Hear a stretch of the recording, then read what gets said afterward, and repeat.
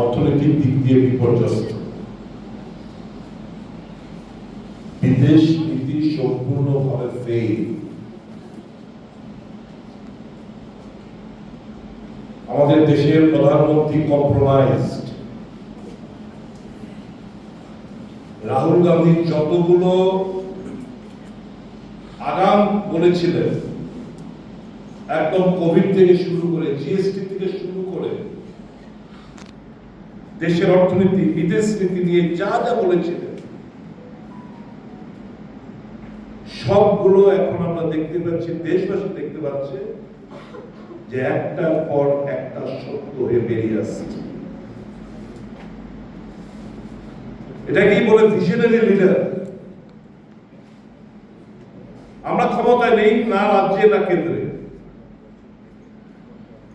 প্রত্যেকটি youth Congress activist, they should be proud that you are having a visionary leader like Mr. Rahul Gandhi.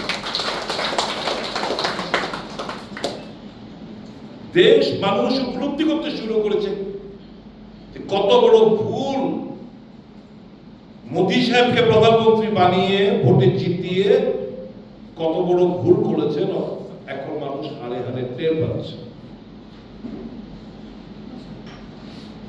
একটা surrender কি, তার দুর্বলতা আপনারা সবাই জানেন।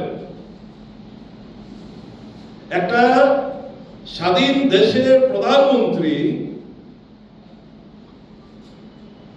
আমেরিকার প্রেসিডেন্ট ডোনাল্ড ট্রাম্প যা বলছে সেটাই করছে।